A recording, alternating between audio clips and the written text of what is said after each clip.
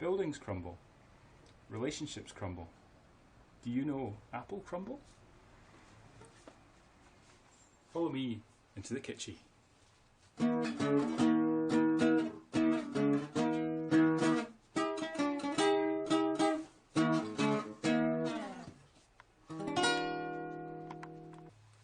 Today you will need apples, obviously, some flour,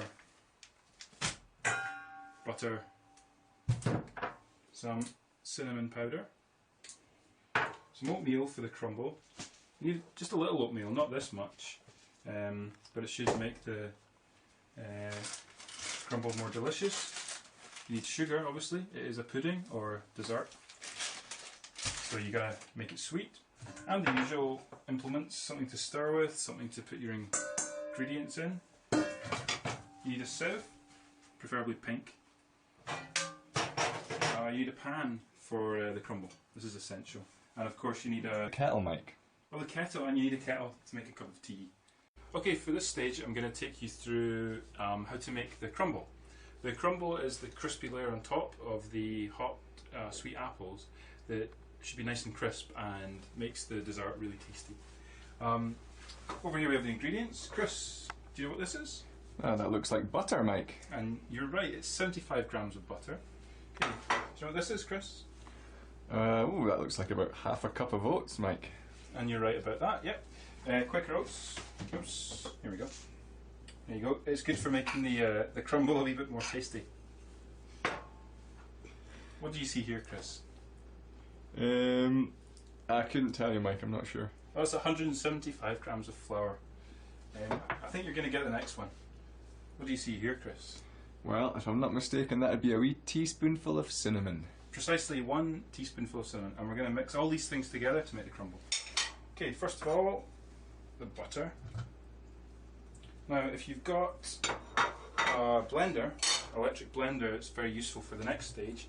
I don't, so I'm going to use what I consider the best blender of all, Mike's fingers. Here we go.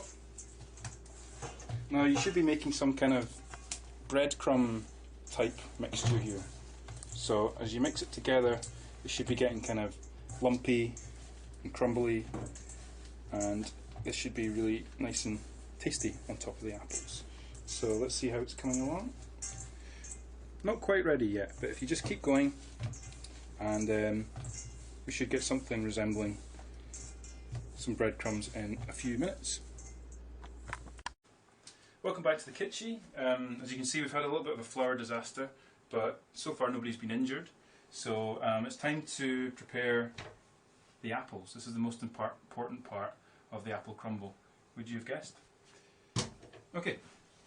First of all, we've got to peel the apples. So you'll need a normal vegetable peeler, potato peeler, and we'll just start doing that. It's very simple. Careful not to peel your hand. It wouldn't be very good. We don't want any accidents in the Kitchie. So yeah, just peel away, peel away.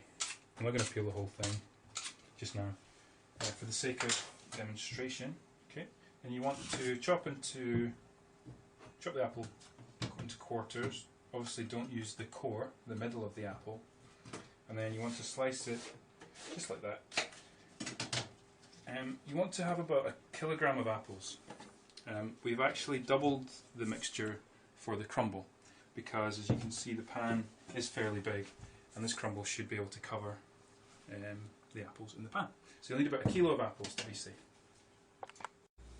Okay, we've been hard at work chopping the apples. Here we've got about 1 kilo of apples all chopped up, ready to go. Chris, what do you see here? That looks to me like about 50 grams of sugar. Yeah, you're right, it's between 50 and 100 grams of sugar. And that's going to go in the pan, which is on a low heat just now. And what do you see here, Chris? What's in this cup? It's water, Mike. Yeah, just a little splash of water. A couple of tablespoons of water. So before we start on the apples, just to let you know, I preheated the oven, which is very important for the crumble. Okay, so we're going to be putting that in about 5 or 10 minutes. Okay, so what we should do here is throw the apples in the pan. You do it sizzle a little bit.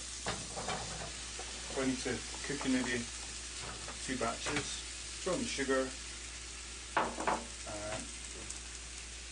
a little drizzle of water. That'll help it cook.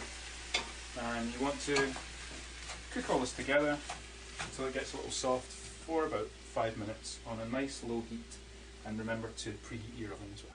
Well, hi Chris, it's going well, thanks. The apples are pretty much ready. They've been on for about just over 5 minutes. They're nice and soft and hopefully sweet.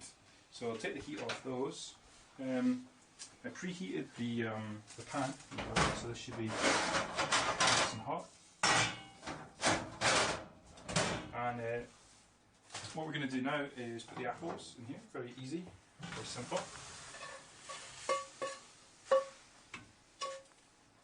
Just get a nice, not too thick layer of apples on the pan there. And then you want to get the crumble that you made earlier and just pop that on top, basically.